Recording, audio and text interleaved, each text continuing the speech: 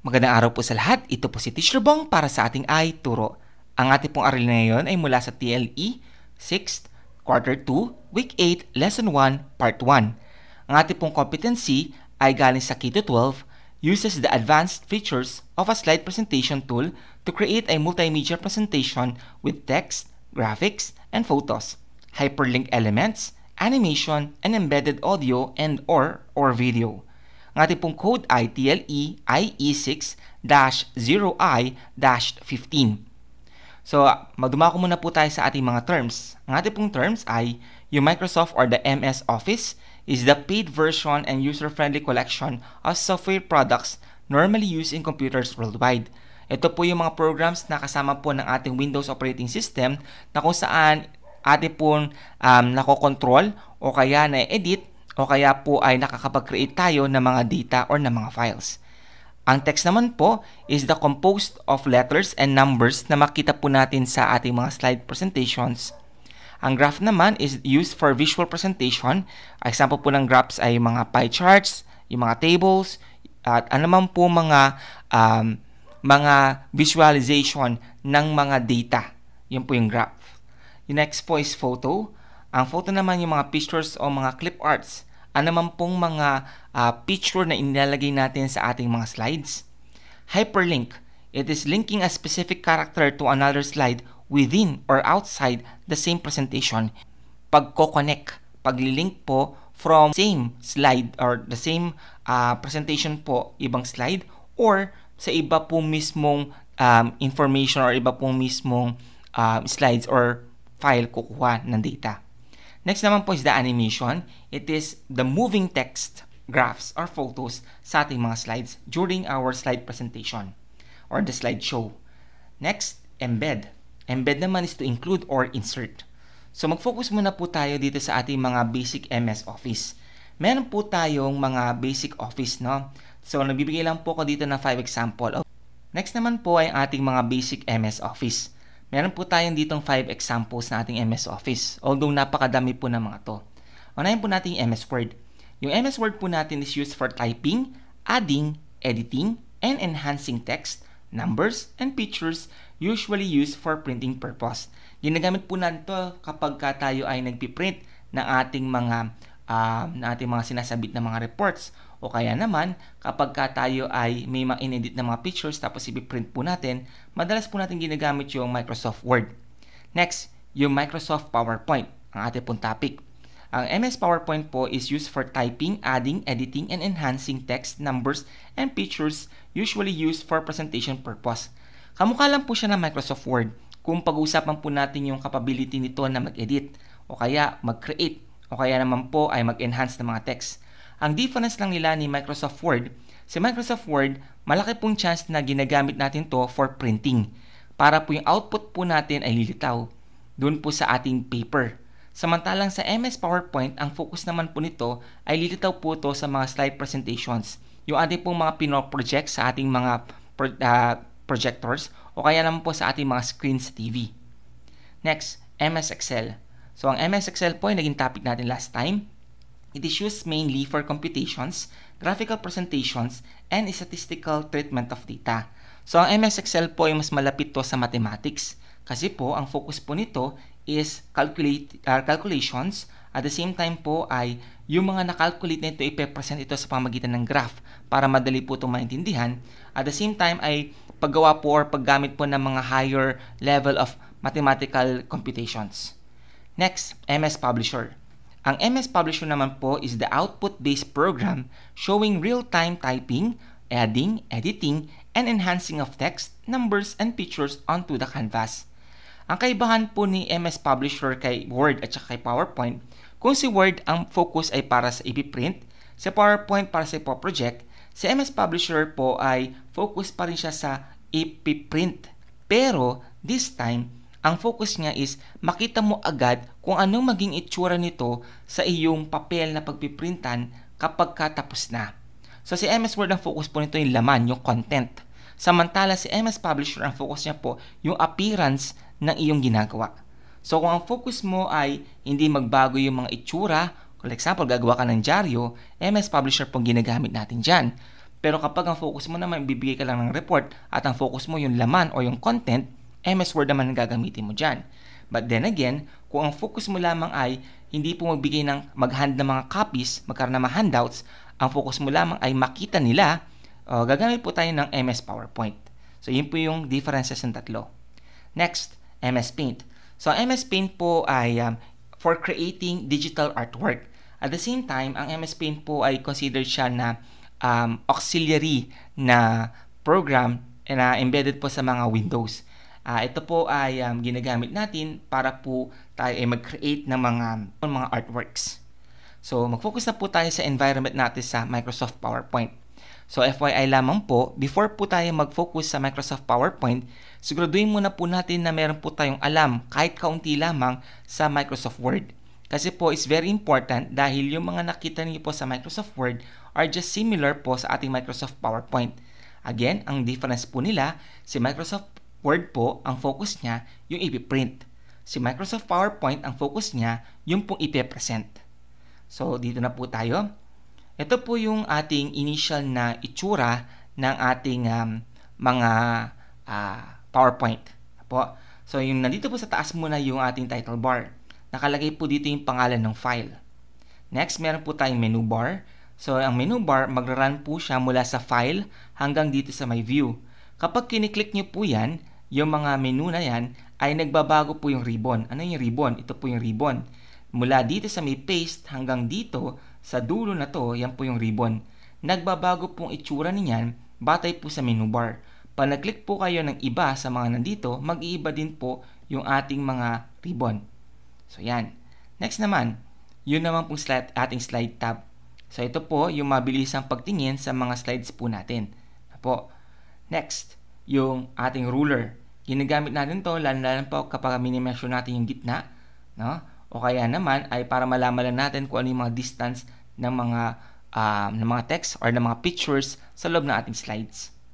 Scroll bar. Ito po yung sa taas at baba. Minsan, kapag pinalaki po natin, zoom natin yung picture or ating slide area, ay meron din tayo magkakaroon ng scroll bar dito naman sa baba.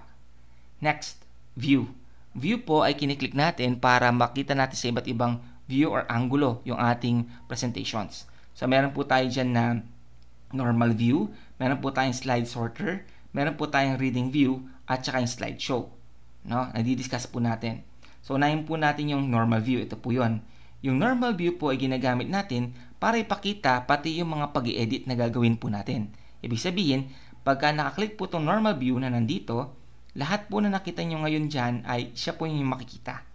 Po, yan po lahat. Mula dito sa ating mga quick tool hanggang dito sa zoom, yan pong yung makita ninyo. Whereas, kapag ginamit naman po natin yung ito pong slide sorter, pakita po natin, no? Ganito po yung mangyayari. Isosort niya po kung ano pong itsura ng iyong mga presentations. Diyan makita mo agad kung ano po yung iyong mga makita mga data. Po, kung ano yung laman ng iyong mga slides at saka ano yung mga number ng mga slides na yan. Next, yung reading view. Ang reading view naman po, ito ay ginagamit pag binabasa mo ang mga to. Magagamit niyo lang po sa reading view at saka slideshow yung tinatawag nila nating hyperlink na mamaya po di-discuss po natin. No? So, sa reading view, ang focus ito ay babasahin mo yung content. Hindi mo naman masyadong focus dito yung mga visualization, pero yun lang content, yun lang laman. Pero kung gusto mo na gumana yung mga animations na gagawin mo o yung mga i-include mo, doon lang po tayo gagamit ng tinatawag natin na slideshow. Okay? Sa slideshow naman po, yan, makikita ninyo ng malakihan kung ano po yung ating mga content na ating mga slides. So, para ibalik lang po yun, press lang po natin escape. Tapos, balik po tayo dito sa ating normal view. No? So, ngayon, balik po tayo. So, ito yung sa ating slide. Po. Yan. So, yan. Maganda po dito yung ating mga slide bar dahil makita po natin agad yung ating mga slides. So, hindi na po tayo nagkiklik. Para hindi po natin alam kung tayo ay naliligaw. Mayroon po tayong agad na guide. So, yan. So, slide tab po yan, no? Next, yung status bar. Sa status bar, halimbawa, in this case, meron po akong slide na 46 slides. Nasa number 32 po ako. Nakalagay po dyan kung ano yung active. Ito po yun, yung nandito. At saka ano yung ilan yung dami ng ating mga slides. Then kung mayroong correction or grammatical error. Tapos meron po tayong mga notes at comments. Pag notes po, pag-click po natin yan, ito po yung isusulat natin para basahin. So kailan po natin ginagamit yan? Kapag po tayo ay nag-slideshow or nagpe-present, di po ba ang focus ng PowerPoint presentation ay i-present? Habang tayo ay nagbabasa o sinasabi o nagdi-discuss at nakita nila kung ano yung nasa screen natin, yung part po ng notes ay hindi po nababasa yan at hindi po naka-flash yan. So yan po yung ating magiging parang cue cards. So pwede natin kopyahin, basahin yan, o kaya naman po ay maging guide natin habang tayo ay di-discuss para hindi tayo malayo. In some cases naman po, sinusulat mismo yung lahat ng sasabihin dyan, pagkatapos ay pabasahin na lang sapagkat di naman po yan nakikita kapag ka nag-slide presentation. Next naman po, itong ating comments. Ang comments po, pag click natin, yan po yung ginagamit natin para maglagay ng kahit anong komento. Specifically, ginagamit po ito kapag tayo ay nagko-correct ng mga things, ng mga grammar, o kaya po meron po tayong gustong i-emphasize or ipakita na either mali o tama sa isang bagay. So, yan po yung ating comments. So, yan po yung mga iba't ibang uri ng shows or slideshows or views. Next. So, pag-usapan po natin yung ating mismong competency. Dahil po yung ating competency ay medyo masalimuot. In reality po, meron po tayong 4 na discussion dito sa ating competency. Ano po yun? Una, create. Kasabi nga, uses the advanced features of a slide presentation tool to create. So, gagawa po tayo ng multimedia. So, creation of slideshow. Sumunod, with text graphic and photos, hyperlink elements, animation, and embedded audio and or video. Yung with at saka embedded, ang ibig sabihin po nito is mag-i-insert tayo o mag-a-add tayo ng pictures, ng mga text, o kaya naman po minsan mga audio, ng video, o kaya graphs sa ating slides. Next, link. Link naman po yung sa hyperlink ay ginagamit po natin para mag-connect either within the slides po o sa labas po ng slide o sa ibang file po. Next, animation. Ito po yung pagkakaroon ng mga moving presentation. So, di po ba kapag tayo nagpe-present, maganda na may mga gumagalaw-galaw para kahit paano ay hindi boring sa mata natin yung mga text tsaka mga graphs dun sa ating pong presentation. So, focus na po tayo dito. So, ating pong flow of discussion. So, sa discussion po natin ngayon, sa part 1, i-discuss ko po yung PowerPoint environment, yung slide layout, yung slide shows, at saka yung insert section. So, na-discuss ko na po sa inyo yung PowerPoint environment. Ito po yun, anong itsura. At yung finally po pala, yung lugar po kung saan tayo nagsusulat or nag-i-edit o kaya po nag-aayos ng ating mga data is called the slide area.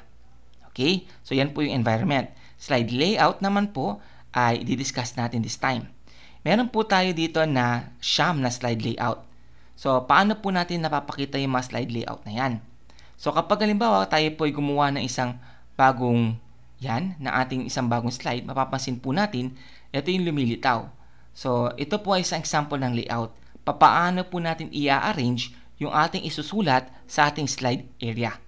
So, meron po tayong 9. Ito po yung mga yon. Una, title slide. Kapag pamagat lamang po yung ating i-discuss or yung ating slide na yon, yun po yung ating ilalagay, title area. Tapos yung sa baba niyan, yung author o kaya po yung speaker.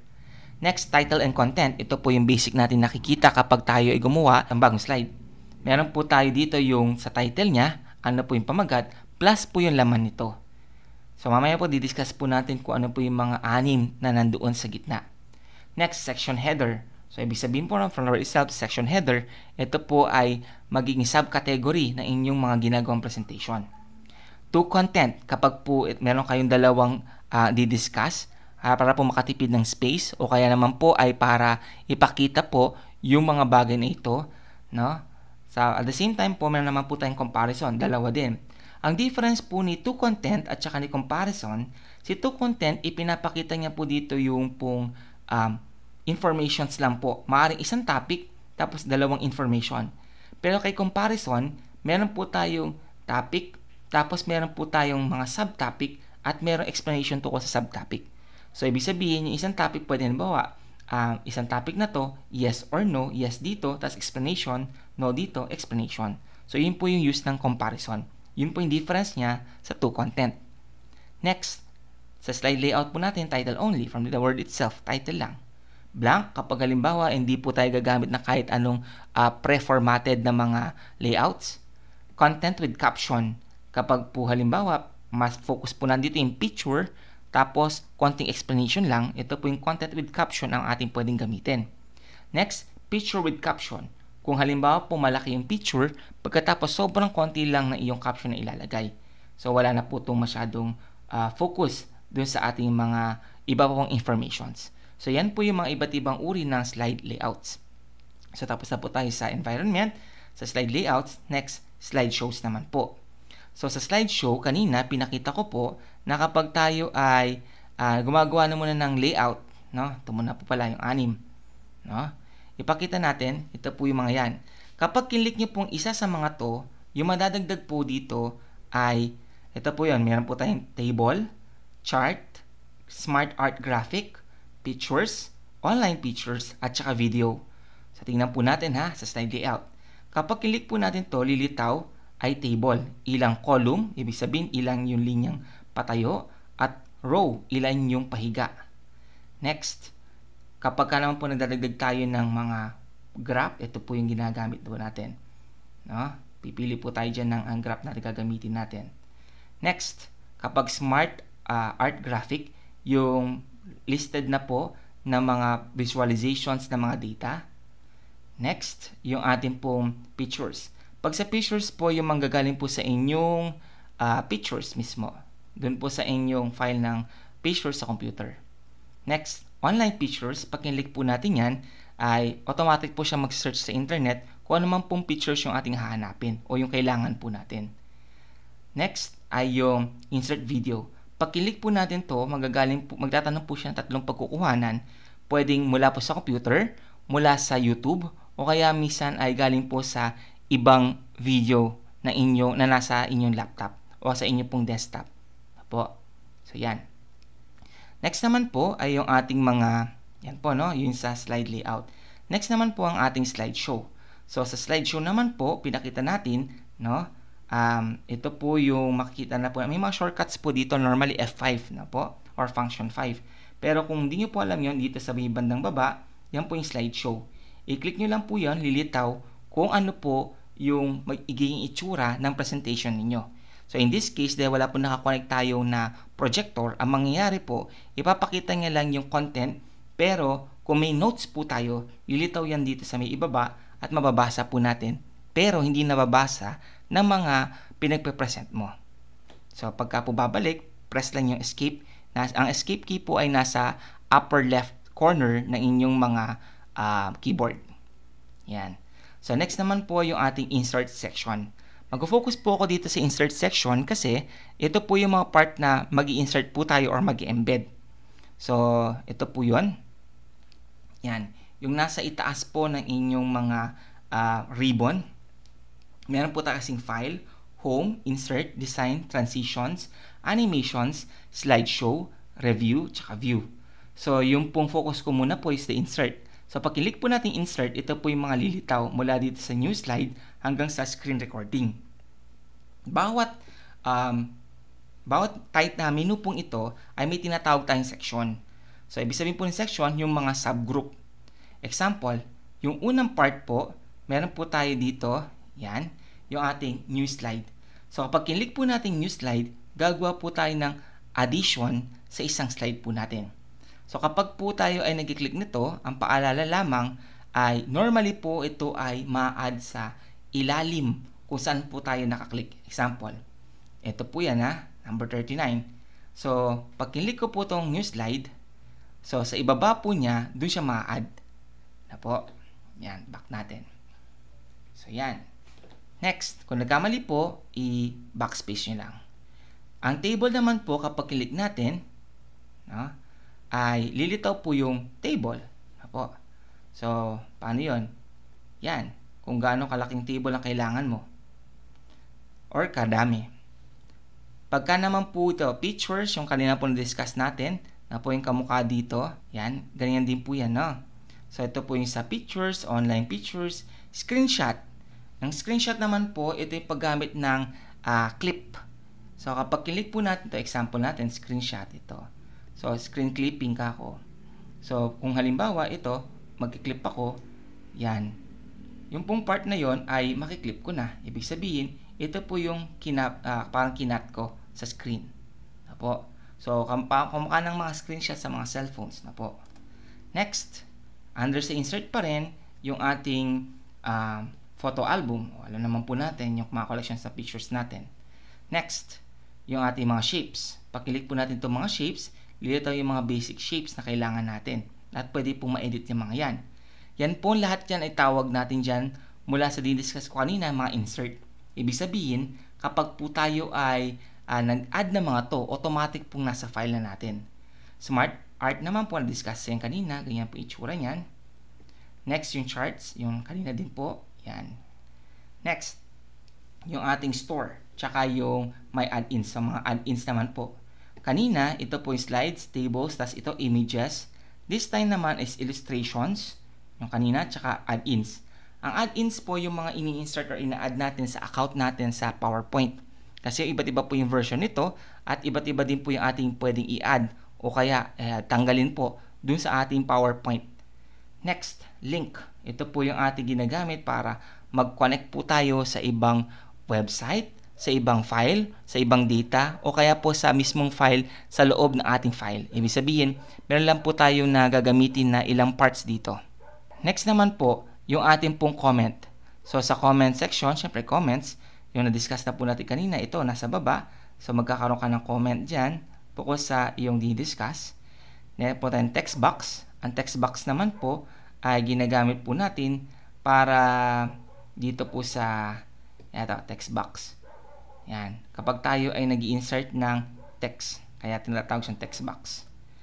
Next naman po, yung ating header and footer.